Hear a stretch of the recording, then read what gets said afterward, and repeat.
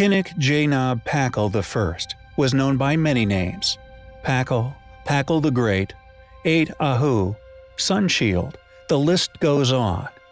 He was the leader of the Maya city-state of Palanik, and according to academia, this rule and the subsequent exquisite ruins left by his reign occurred within the late Classic period of Mesoamerican chronology.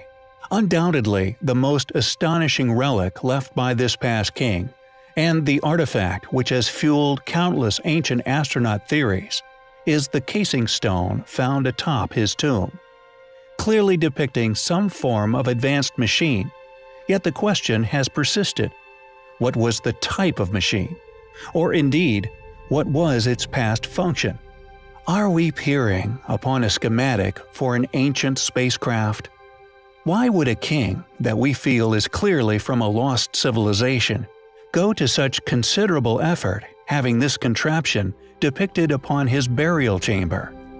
Before his name was securely deciphered from extant Maya inscriptions, only within the last few decades, may I add, little was known of this intriguing ruler. He had been known by an assortment of nicknames, and we find it interesting that regardless of the clearly advanced knowledge bestowed within the ancient constructions of such sites, academics continue to create suspiciously complete timelines surrounding these structures, their rulers, and even dating the builds.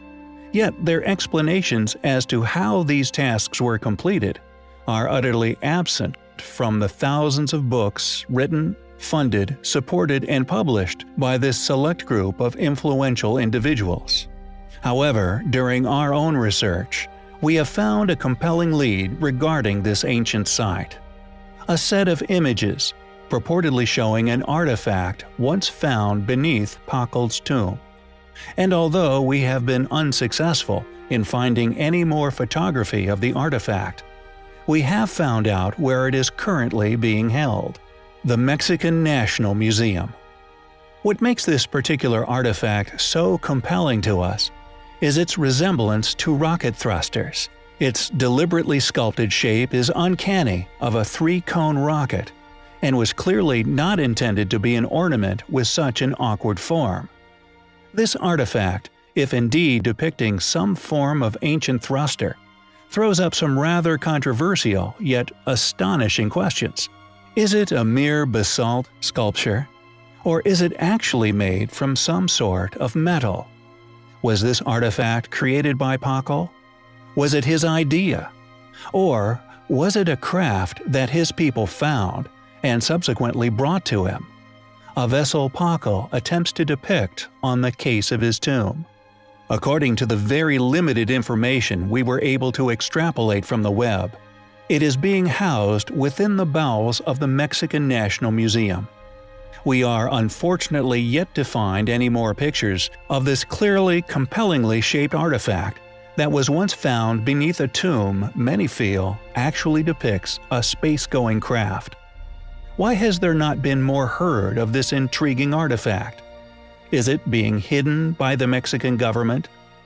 We find the shape of this artifact, its found location, and its clear academic elusiveness as highly compelling. Often within adventure movies, the household hero will be traversing some deep, dark, ancient corner of our world, accompanied by a trusty flaming lantern, a light source which will often seemingly have an endless fuel supply.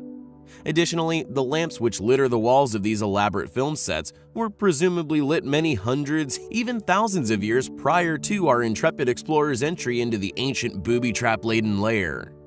Many perceive these flaming props as mere stage trickery, a subtle showbiz deception, helping with the lighting of often dungeon-esque locations. Amazingly, however, it seems that these apparent ever-burning cave lanterns may have been included by an astute understanding of as yet unexplained historical realities. One Egyptian death tradition, a custom rarely shared academically, was the frequent placement of an eternal burning lamp somewhere inside the sealed chamber. How were ancients able to produce seemingly ever-burning lamps? Lamps which could burn apparently without fuel. Based on overwhelmingly large volumes of reports of their existence, discoveries in tombs, underground chambers, temples, and many other places dotting the entire Earth, it's hard to see how these amazing light sources could have just been a mere rumor. Yet, unfortunately, or rather conveniently, not a single lantern is known to exist today for study. At times in human history, before the birth of particular global commercial agendas, inventors and pioneers of many scientific fields were encouraged, rather than stifled, into the investigation into the functioning of such ancient high technologies. During the Middle Ages, for example, 170 exploratory, in-depth reports surrounding these astonishing finds were published, most stating that they clearly demonstrated a valuable phenomenon. In the year 140, a lamp was discovered in the tomb of Pallas, son of King Evander. This light source had apparently been burning bright for over 2,000 years. Upon an in-depth examination involving a testing of the flame's robustness, it could apparently resist all ordinary methods of extinguishment. In about 1540, during the papacy of Paul III, a burning lamp was found in a tomb in Rome. The tomb belonged to the daughter of Cicero. She died in 44 BC, meaning this lamp had been burning in the sealed vault for 1,550 years, yet it strangely extinguished the moment it left the room.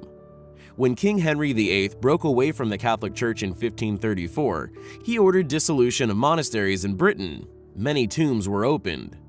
In Yorkshire, a burning lamp was discovered in a tomb of Constantius Chlorus, father of the great Constantine. He died in 300 AD, which means that this lamp had been happily burning for more than 1,200 years. With such overwhelming numbers of reports, reliable testimonies attesting to the existence of these lamps, it's hard to see how they could just be a product of Hollywood. Regardless, it seems all have successfully been erased from public view, presumably hidden within the chasms of scientific institutions whose financial insurance policy is, unfortunately, often implicated in the concealment of historical artifactual evidence, physical objects in direct disagreement with their highly profitable yet shoddy foundation for scientific direction. Thanks for watching, guys, and until next time, take care. The archaeological site of Assos, located in the southwestern part of the Biga Peninsula. The location of the Assos settlement is unique in its exquisite and once highly complex design, an effortless mingling with that of the natural environment, combined with the foundation of the architecture. It is also home of the world's most peculiar burial tombs, now known commonly as the Meat Eaters. They are notoriously known throughout the region for their unique ability of being able to dissolve the remains of the locals in surprisingly short periods of time. The Meat Eater tombs are clearly ancient, yet their true antiquity is still unknown. They were originally cut to rough designs, with their interior and detailed decorations completed in the graveyard.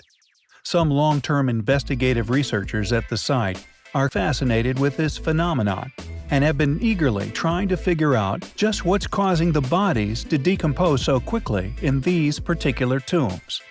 The current favorite theory is that of a high content of aluminum within the stone used, some claiming that the aluminum material is what's causing the fast decomposition. Maybe the locals of Assos somehow figured out that aluminum could corrode flesh if added in specific quantities to the stone, subsequently putting this material inside the tombs to decompose the bodies within a short period of time. The Meat Eater tombs of Assos become more famous every day as more and more specialists become aware of their fascinating and unique characteristics. Professor Nurettin Aslan, head of the archaeology department, thus head of the excavations in the ancient city, told us, quote, "The fact that these tombs were exported to different countries shows that they were very expensive and highly sought-after tombs. Just how do the Meat Eater tombs work?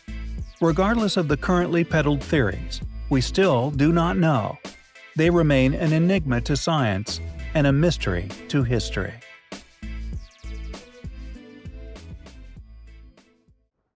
ARCI, the American Research Center in Egypt.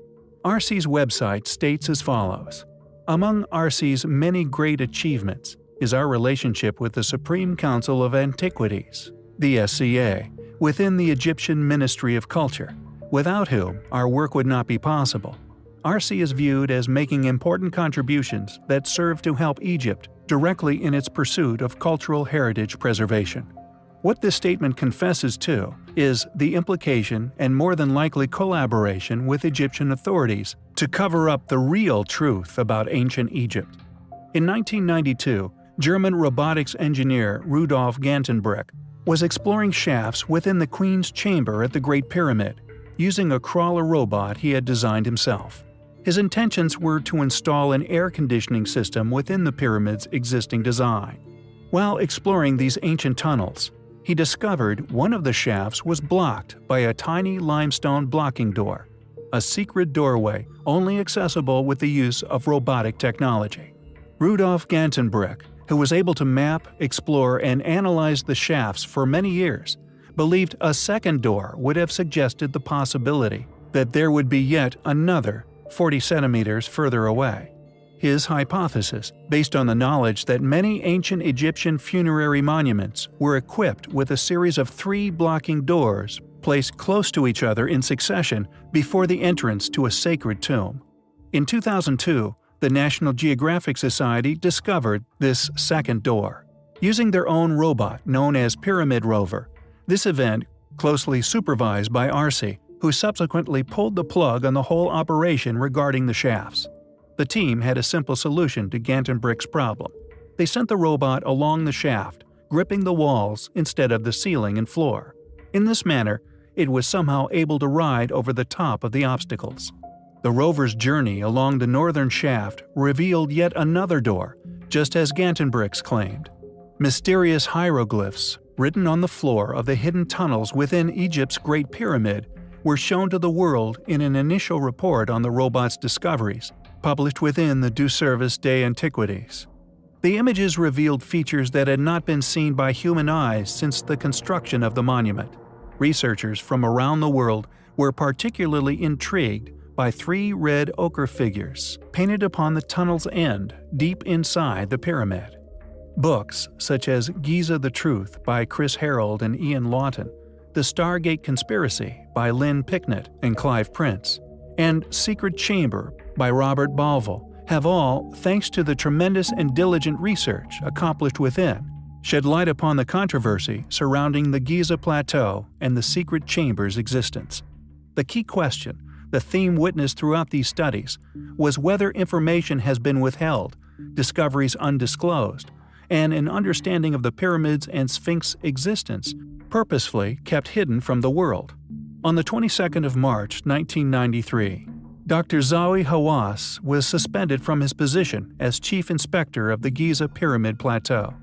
It seems Gantenbrück took an opportunity, while the powers that be were distracted, to announce his findings to the world press in early April.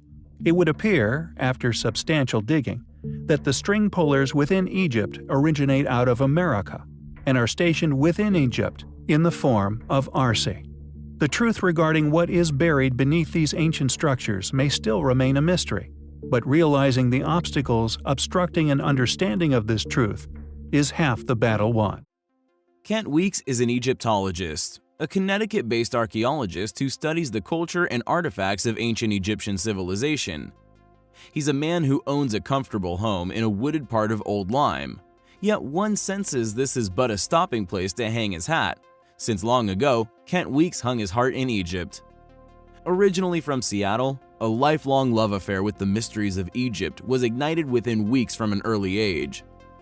He recalls that he never cared about anything else. Reading about Egypt and archaeology was all Weeks was interested in doing from the age of 7. My parents didn't think it was dumb and my teachers encouraged it. I never outgrew it, says Weeks in one of his books regarding his incredible discovery within the Valley of Kings. After pursuing qualifications in the field, Dr. Weeks became aware of the need for a dependable and comprehensive mapping of the tombs and other numerous monuments in the Theban region. Weeks decided to create a project to survey and map the Theban West Bank, and thus the Theban Mapping Project was created. In 1987, while following up clues from ancient texts, the reports of earlier explorers, and the results of remote sensing surveys, the project examined an area to the northeast of the entrance to the tomb of Ramses IX, where he felt a long-neglected tomb might be located. Located a mere 70 meters from King Tut's initial resting place and totaling an incredible 121 chambers with connecting passageways, it is the largest and quite possibly oldest tomb ever discovered in Egypt. An immense underground system which lay forgotten for thousands of years. It has also been an incredibly expensive tomb to excavate. Considerable architectural supports have been required because of damage to the tombs, although we suspect this is due to the tunnel's immense age, maybe far older than we are led to believe. Additionally, several tons of very ancient flood debris from past flash flood events from Earth's very distant history has also required removal. Just how old are the tunnels Kent Weeks found in the Valley of Kings? The Great Sphinx displays similar scars from past submersion from seawater. Some conclude these ancient monuments may even predate the last ice age. Unfortunately, it had been looted on several occasions, leaving little in the way of precious artifacts strewn amongst the debris from the past deluge. The remains of numerous mummies, which have been discovered during archaeological works, are just a drop in the ocean regarding the treasures once buried in the chambers thousands of years ago. Finding such items within millennia of junk can be a painstaking and time-consuming task, something which continues to this day. In the spring of 1995, a team of Egyptologists entered a T-shaped extension of the tomb which goes to the east. The researchers were overwhelmed with the magnificence of the tomb. Although it was badly damaged, it remains a beautiful example of what we believe is original Egyptian art, the true constructors of the pyramid. The rock-cut image of the god Osiris still located in the tomb, protecting the burial chamber's occupants.